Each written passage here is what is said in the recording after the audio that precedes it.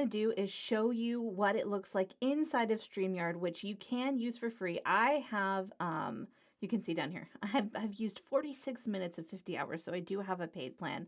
But what I want to show you is how easy it is to go live using StreamYard, and it's honestly the most flawless platform that I've used for this. So before you do anything, you can go into destinations and click add a destination. And you can see you can either add in a LinkedIn page or a LinkedIn profile, Facebook page, group profile, YouTube channel, Twitter, Twitch, Hopin. I actually don't know what that is. Or custom RTMP, which is like the code for something that you're going to create. As far as don't worry about that. If you're watching this video, you don't need to worry about that.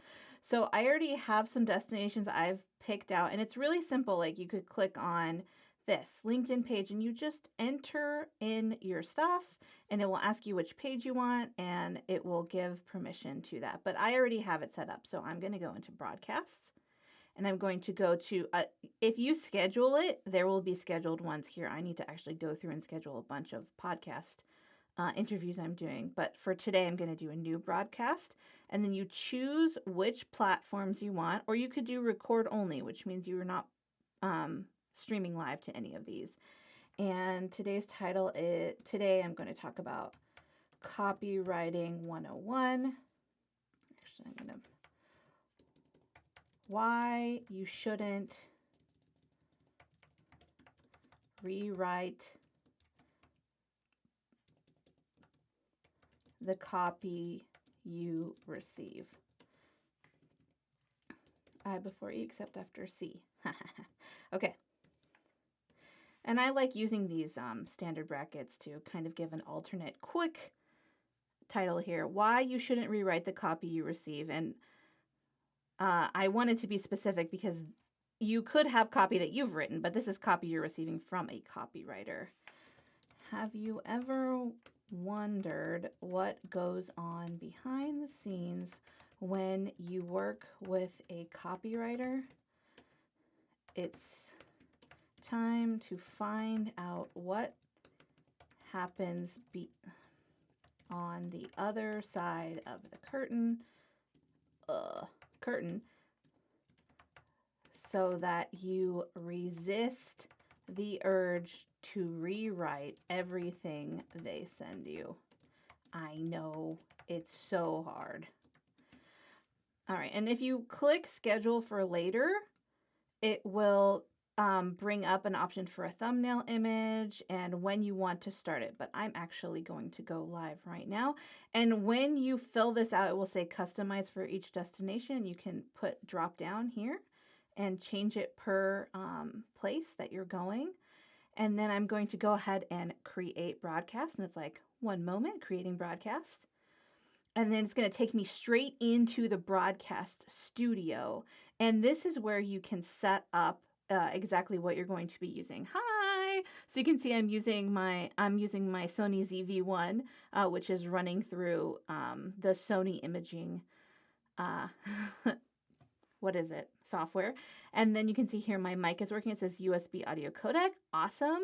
So if you want, you can go in here and mess with some things. Like maybe I want to make a virtual background. Oh, but I don't have, they're like, oh, it will take more resources, which I don't want anyway. But you can see I have this, and then I have my AirPods as the speaker, and I can hear the music.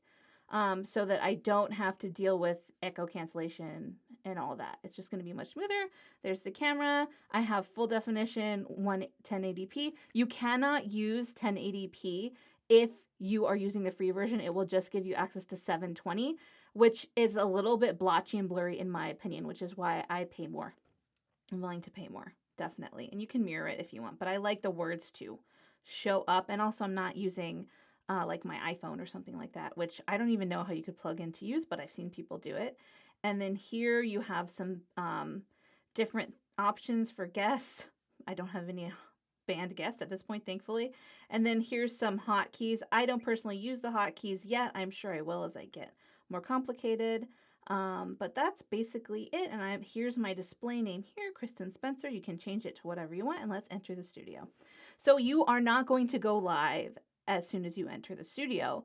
But let's say, like, if you want to see what it's going to look like, you can add this to stream. Hi. And there are different things you can do. Look, you can have, this is where you would see your comments. I'm actually having a problem where I can't see LinkedIn comments right now, and the StreamYard team is working on that for me. You might have a banner. So I have this one here that goes across the bottom. I would use this during my countdown probably, and then turn it off, because with the closed caption on LinkedIn, it looks really busy. So I'm going to actually hide that for now. And then you also have brands. So in here you can see I have my overlay I've created, I have my backgrounds I've created, and there's a countdown, which is nice because if you don't use a countdown, and I'll probably get a custom countdown made at some point, then you just are staring at the computer waiting for it to go live, which can be super, super awkward.